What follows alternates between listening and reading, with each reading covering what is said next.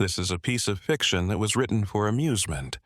Please let us know where you are watching from in the comments section before we start our investigation. The impact these stories can have is always amazing. Throughout my years of recording abandoned residences in rural America, I have come across buildings that, by their very atmospheric weight, appeared to deter people from settling there. But when I spent the fall investigating land conflicts in southeast Missouri, nothing prepared me for what I found.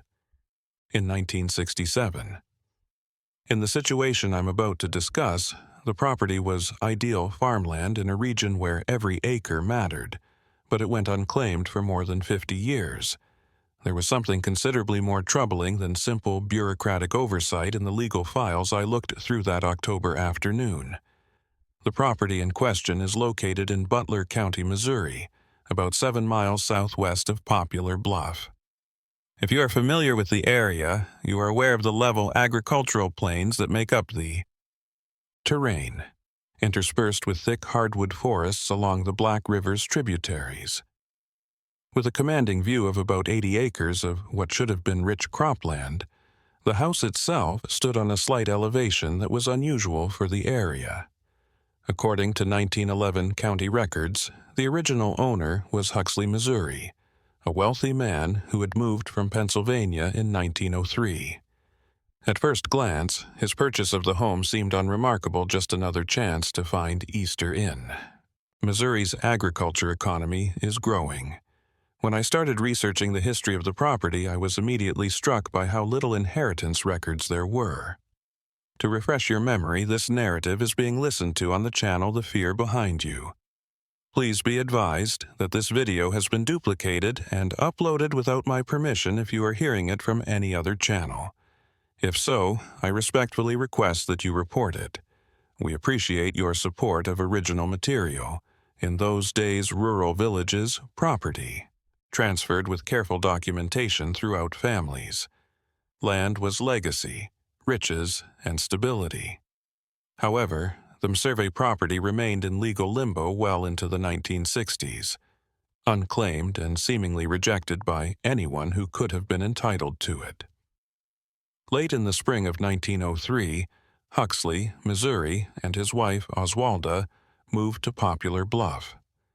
According to local media records, he is a well-spoken, financially secure man who is about 48 years old.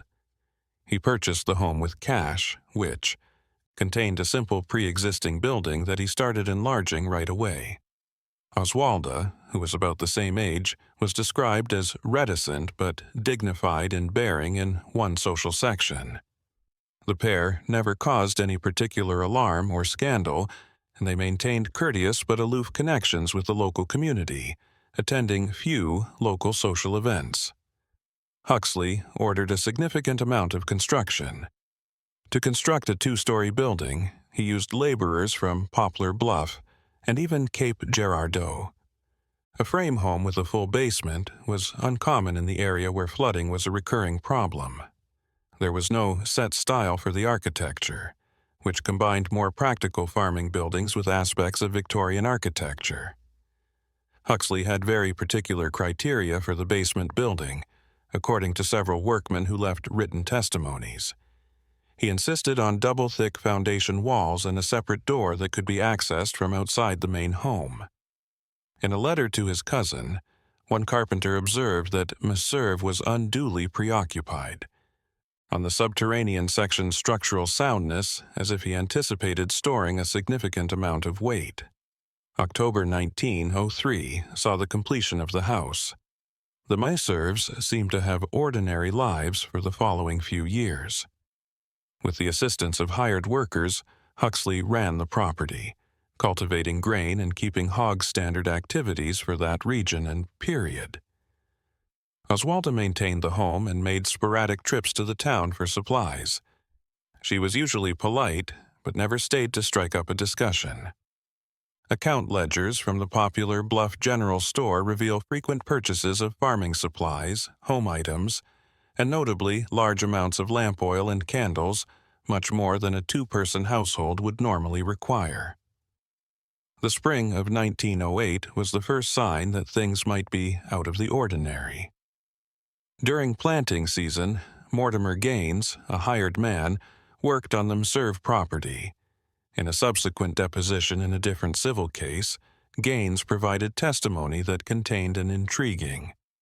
Aside from his time spent on the farm, he claimed that Huxley paid employees little more than usual for this abbreviated workday and ordered that they always depart the site before dusk.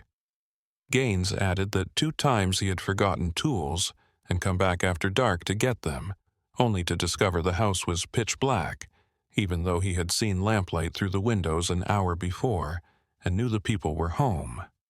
What transpired in the fall of 1911 is still partially hidden by inconsistent reports and incomplete records.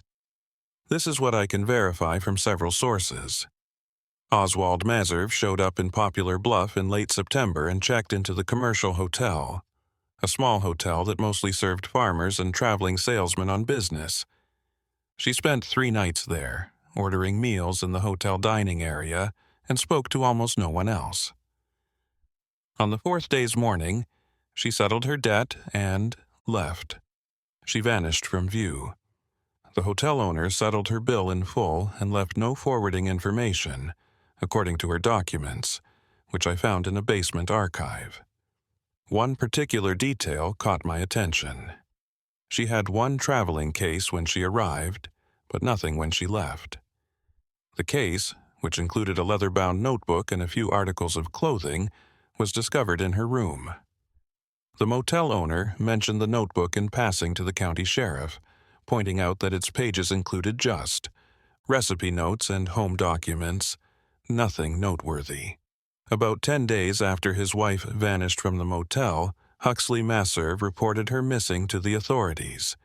He gave a hazy explanation, saying only that he had anticipated her to return after she had left their house after an argument.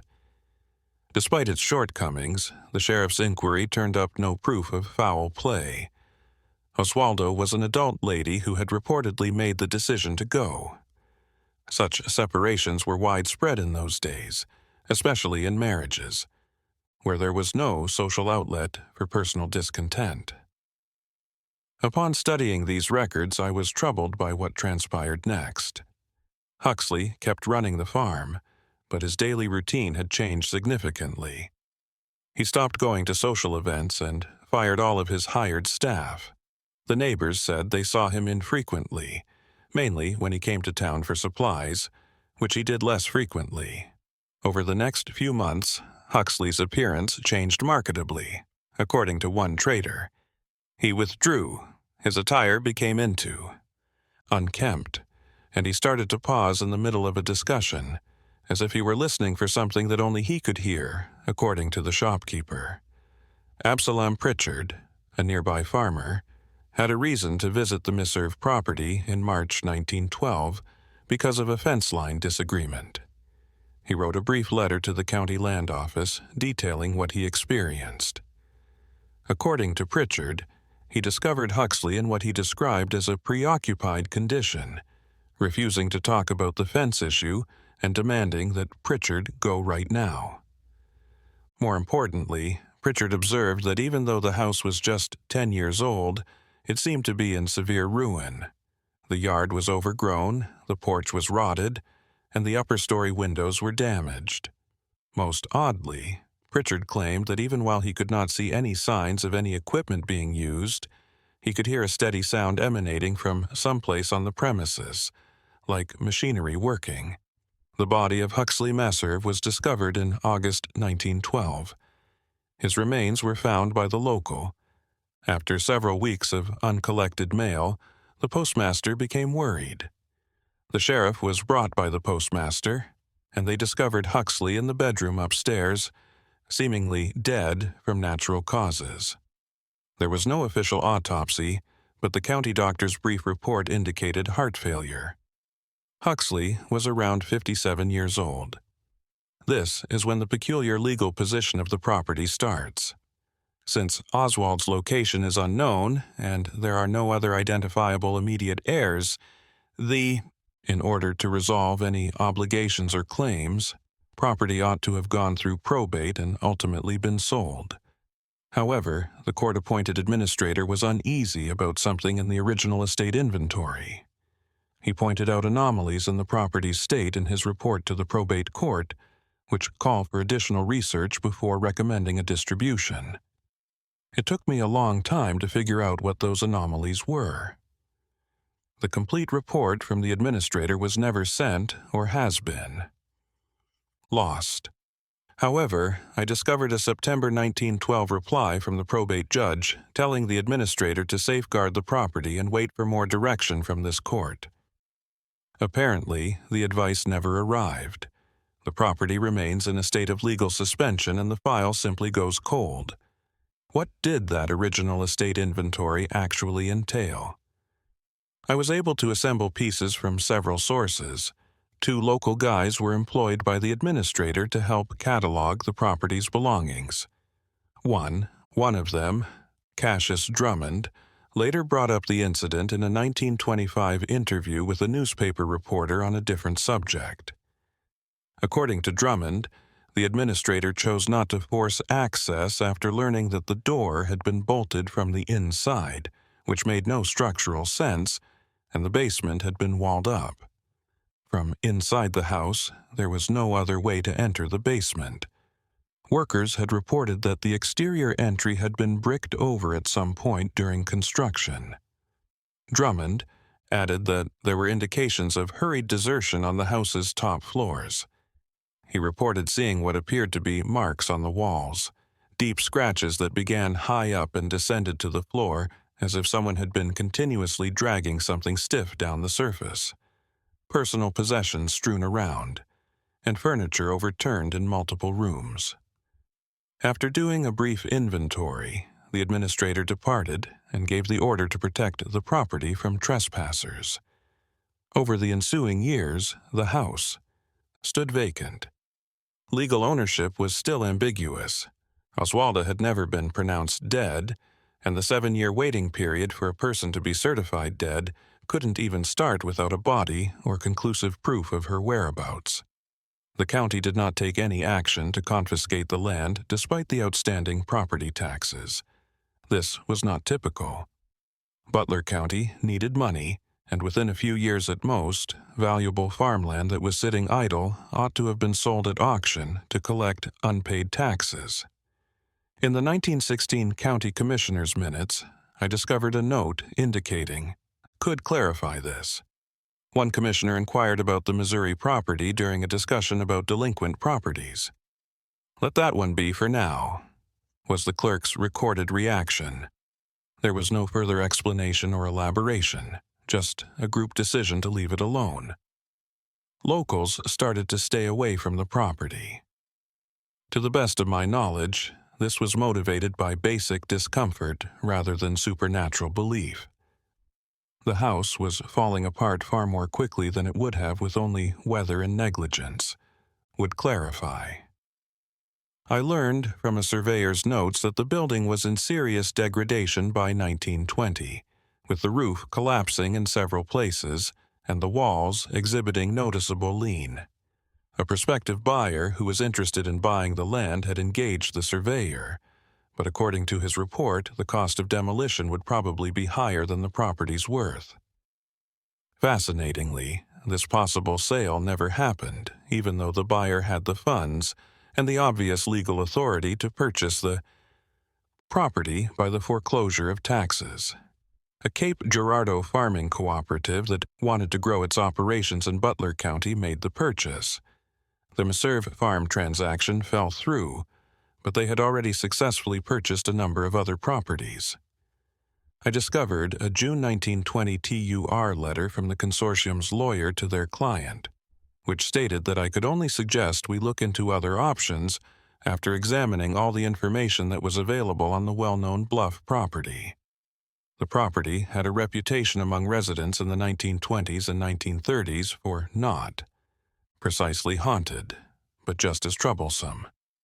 Animals avoided it, according to several historical sources. Dogs used for hunting would not follow game onto the property.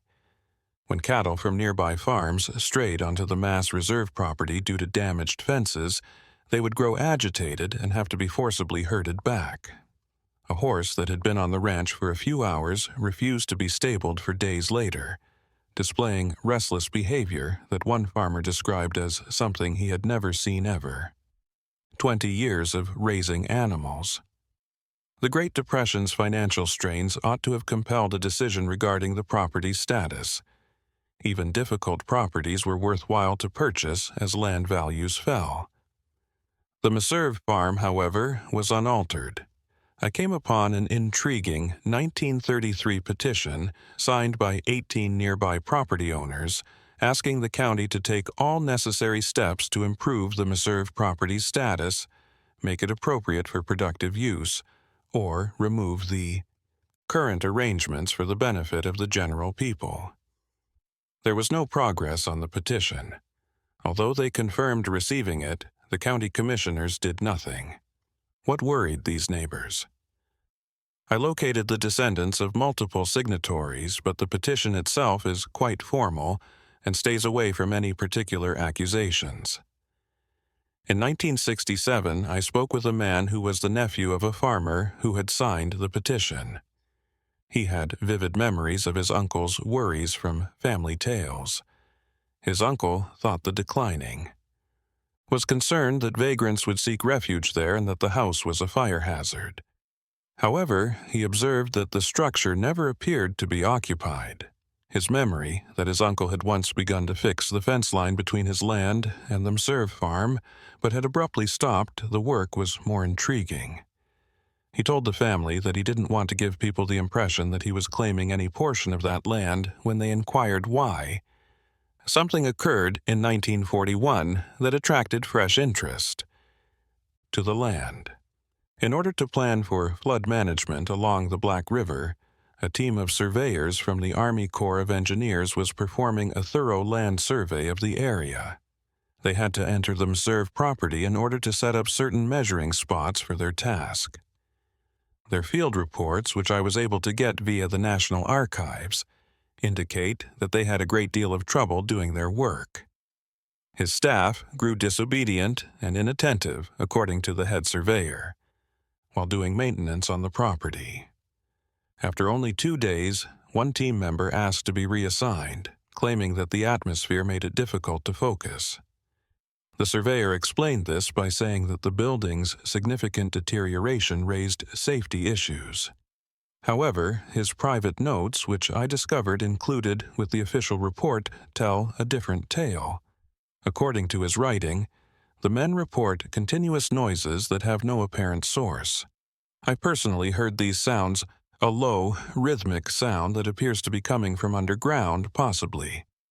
Although the regularity of the sound is unique, it may be related to subterranean water flow or geological features. It has been suggested that we finish the necessary measurements from nearby properties whenever possible. The survey was eventually completed, although the crew spent very little time on the actual Meserve land.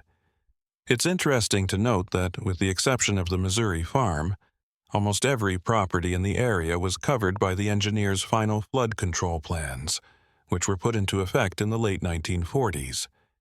The land was only left out of the planning maps, which are left empty.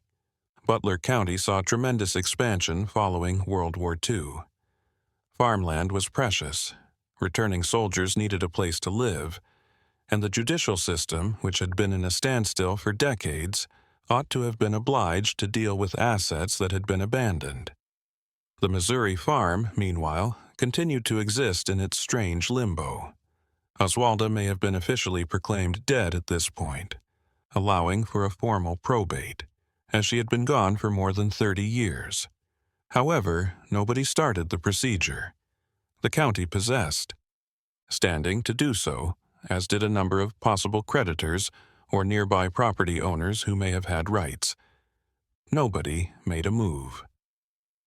In the minutes of a 1951 county commissioners' meeting, I discovered an interesting exchange.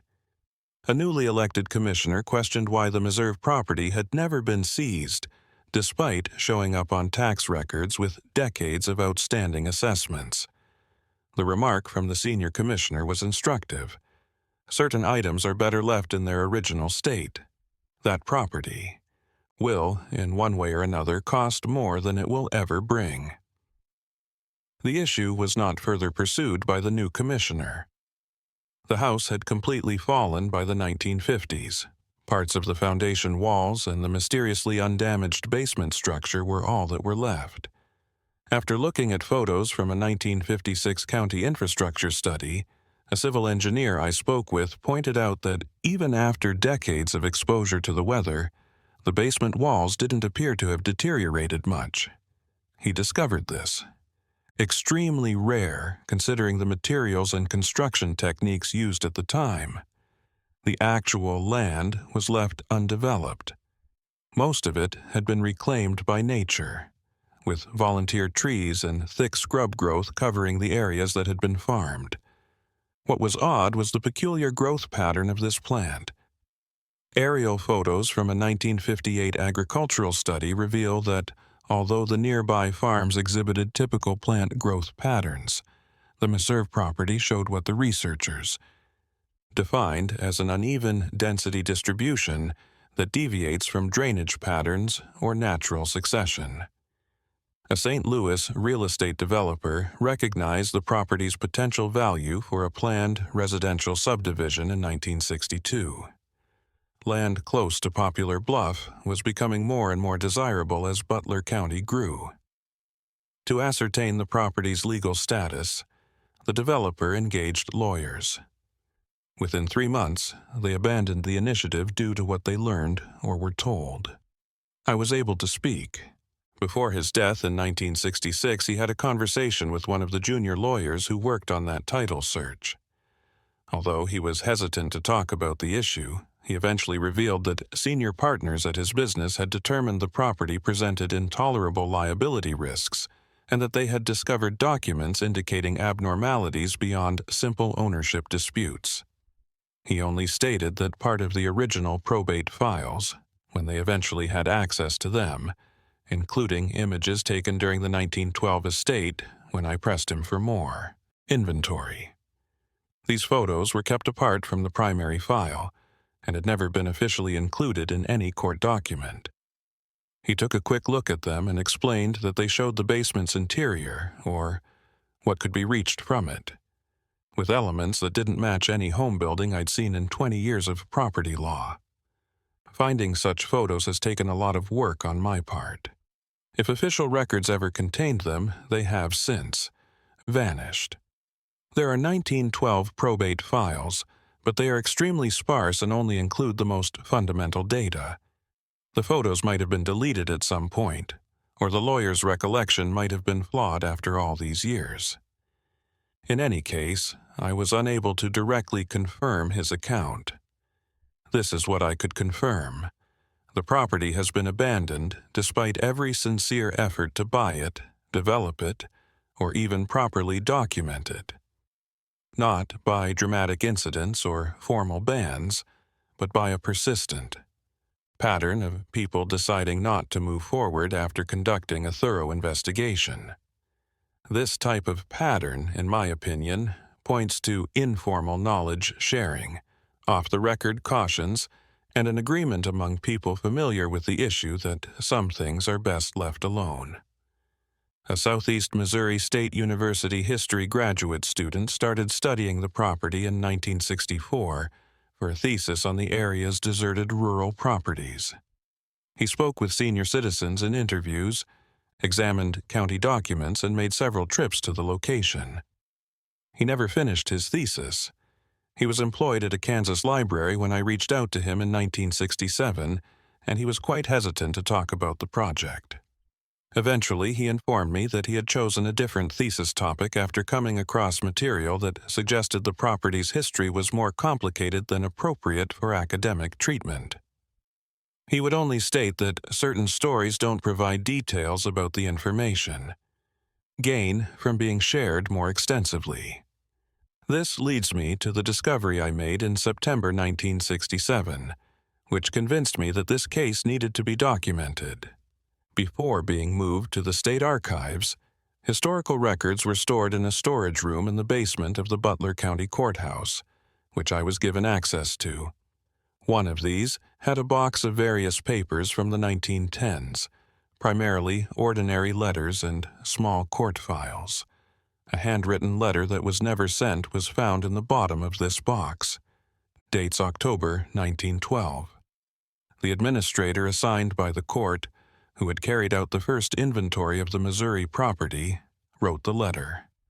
The probate judge was supposed to receive it, but it had never arrived, presumably as a private document. The administrator explained how they had to pry open a window to enter the basement after figuring out that both doors were inoperable. They discovered a single, spacious chamber with concrete floors and walls that was entirely empty, save for stains on the floor that he described as having circular grooves carved into the concrete, as if a heavy object had been continuously moved in circles over an extended period of time. Another thing that bothered the administrator was highlighted.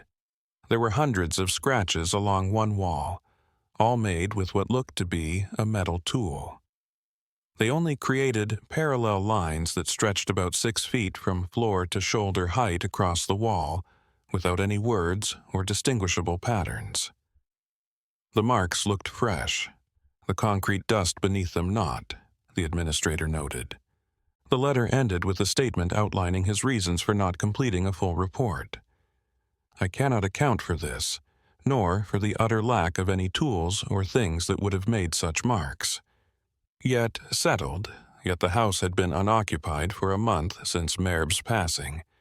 I've spoken with a number of people whose opinions I respect, and we both think that thorough documenting of this property's state would not be helpful. The county will benefit more from letting it stay empty and unaltered until natural degradation makes the issue irrelevant.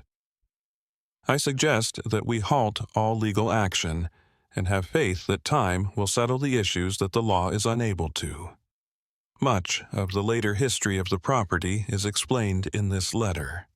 A conscious decision to leave it alone had been made in 1912, and officials who probably never knew the original rationale but knew there was one had upheld that decision for more than 50 years. Organizational. Memory functions strangely, especially in small towns where individuals hold public office for many years and impart specific knowledge to their successors. However, it doesn't clarify what truly transpired there. Maserv, Oswald. Maserv, Huxley, died. Despite being empty, the basement had evidence of recent activity.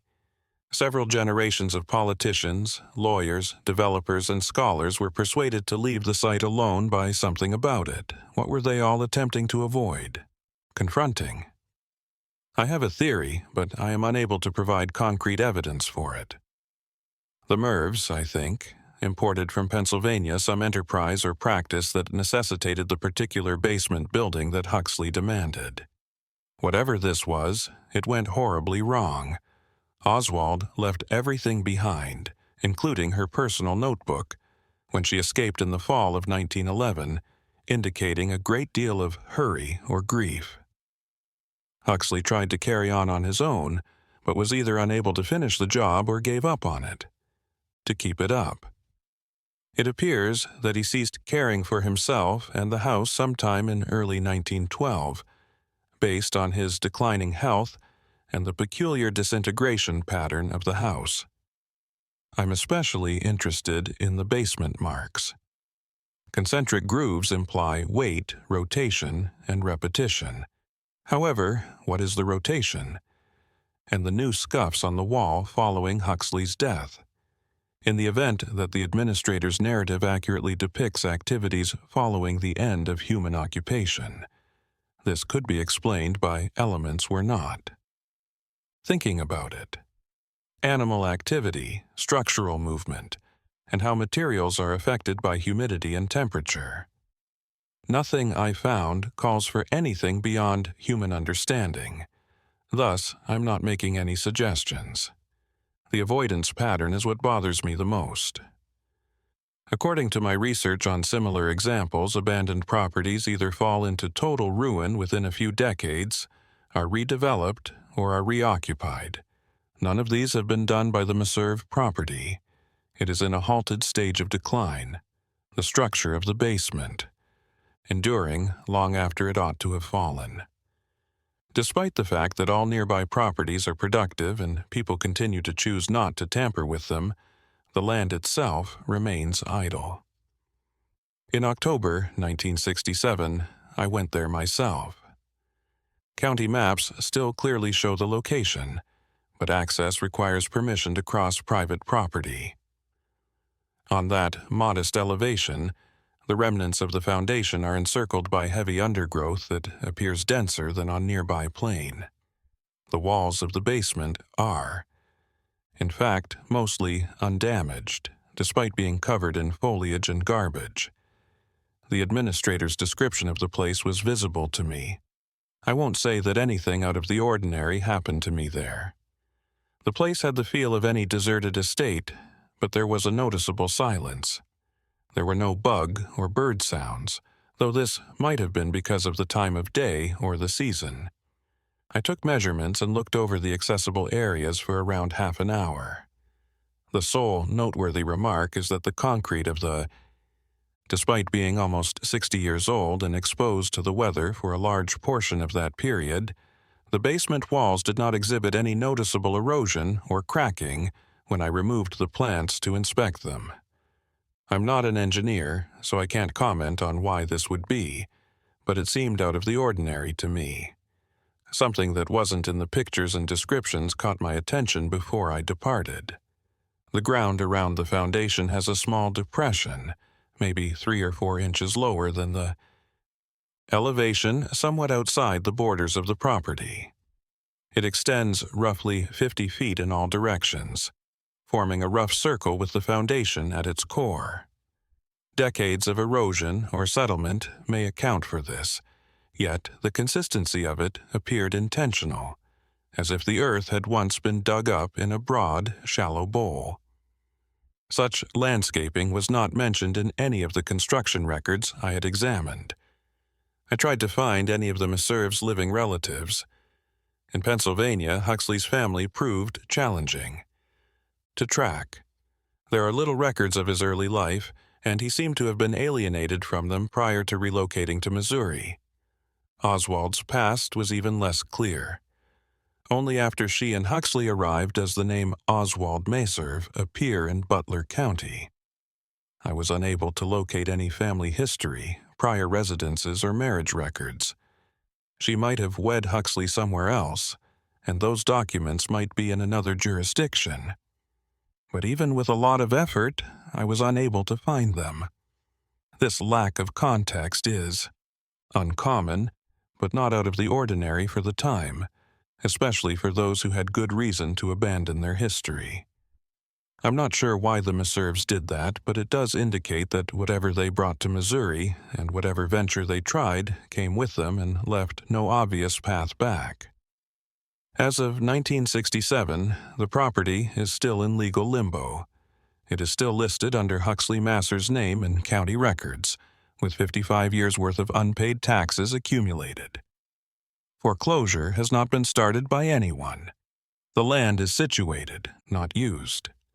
Vegetation is gradually reclaiming the basement structure. The institutional understanding that it should be left alone, which is passed down from one generation of officials to the next without anyone really recalling why. I've submitted my research to the archives of the County Historical Society, but I doubt it will get much notice. I'm interested in the Meserve case because of what didn't happen there rather than what did, which I can't say for sure. No conclusion, no resolution, and no response to the straightforward question of why a valuable property with obvious economic value has been purposefully disregarded for more than 50 years. You might recognize the place I'm referring to if you're familiar with Butler County. With permission from the nearby landowners and a county plat map, you can locate it fairly easily if you're interested enough to look for it. You'll see vegetation and overgrown foundation walls. Nothing spectacular, Nothing particularly out of the ordinary, just a location that people have chosen. For reasons that made sense to them, they decided to go. I'm curious about this. How many comparable properties are there in the entire nation? It is best to avoid going back to places that have some institutional memory of issues. It's best not to answer questions. I've learned from investigating this case that the pattern isn't exclusive. The legal and administrative systems appear to have come to the conclusion that resolving certain properties and situations would be more costly than beneficial. Even so, the cost's currency isn't always monetary. We can learn something from them serve property about how communities deal with the unknown.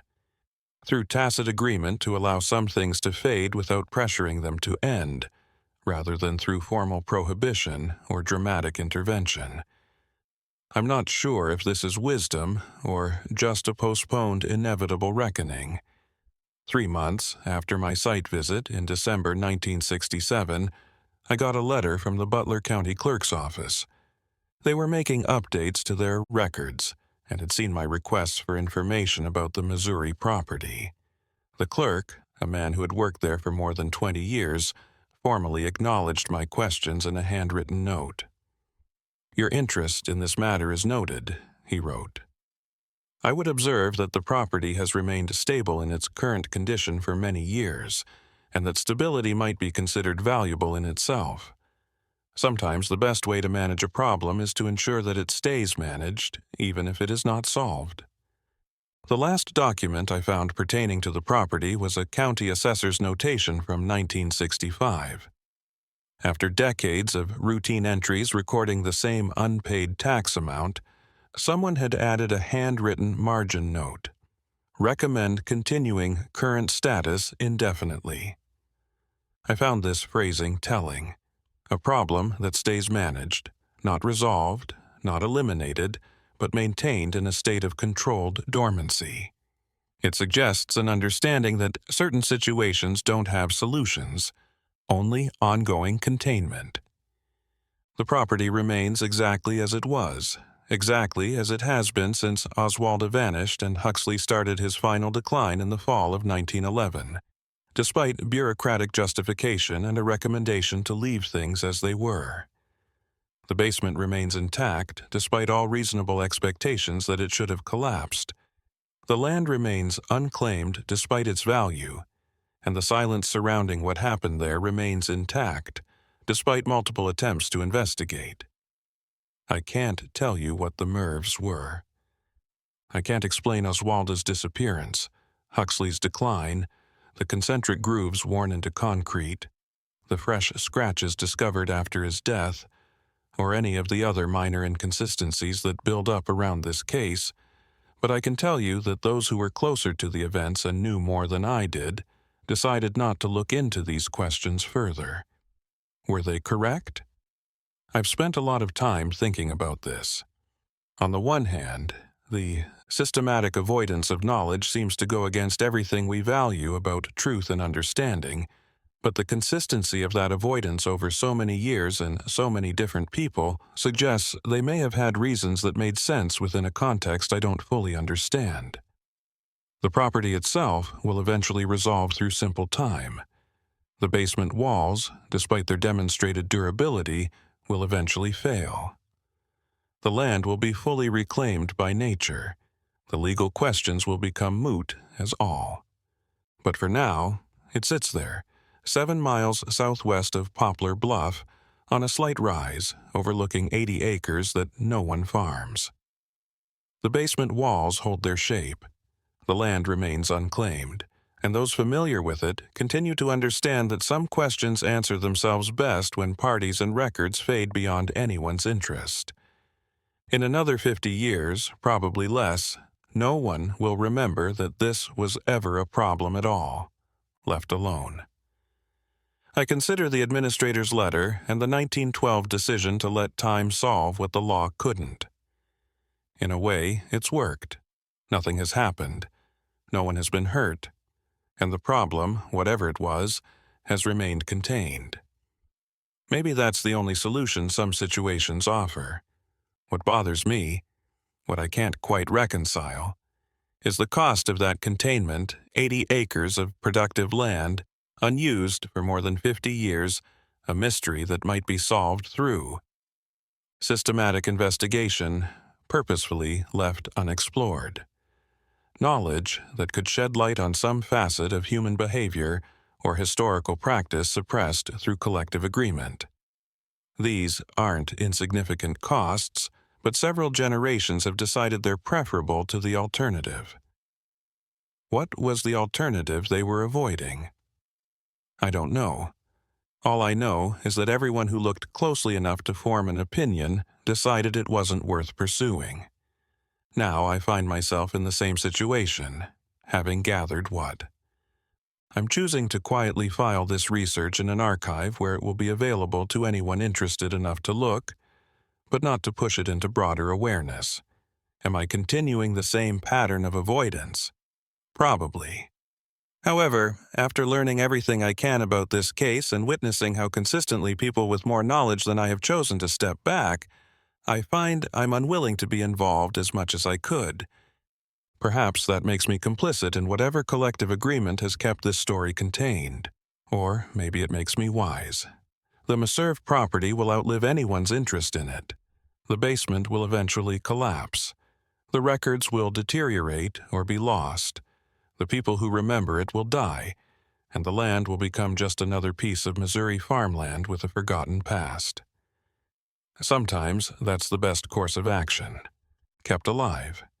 But I've recorded what I discovered because I think knowledge is valuable even if it isn't put to use. Years from now, someone else might find these records and piece together more than I could.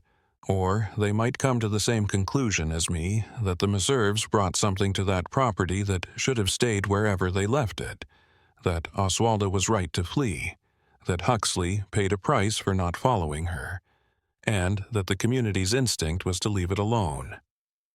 Has been justified by over 50 years of successful containment. What was in that basement? What created those grooves in the concrete? What made those scratches after Huxley passed away? I have theories, but theories aren't knowledge. And in this case, I'm not certain knowledge would be beneficial. The pattern suggests something that required isolation, repetition, and ultimately proved dangerous to those involved with it. Beyond that, I'm speculating, and speculation can be more misleading than silence. I'll end with this observation. The property has taught me that sometimes the best answer to a question is to recognize that asking it serves no useful purpose. The Meserves are gone. Whatever they were doing is finished. The property sits contained and stable. These facts are sufficient. Everything else is curiosity. And curiosity, however valuable in most contexts, has limits. If you're from Butler County and you know the property I'm describing, you probably already understood what. I've spent years researching that some places carry weight that has nothing to do with legal title or property value, that communities develop wisdom about what to avoid. That doesn't require complete understanding of why that letting certain questions remain unanswered is sometimes the most responsible choice. The house no one inherited stands as testament to this wisdom, if wisdom is what it is. Empty, abandoned, slowly returning to the earth while the land around it stays productive and the life of the region continues without it. A problem managed through quiet neglect, contained through collective agreement to let it be. I don't expect this account to change anything about the property's status. If anything, I hope it reinforces the understanding that has protected it for so long. The Meserve case is closed not through resolution, but through patient waiting for irrelevance. And that, perhaps, is the best ending it could have.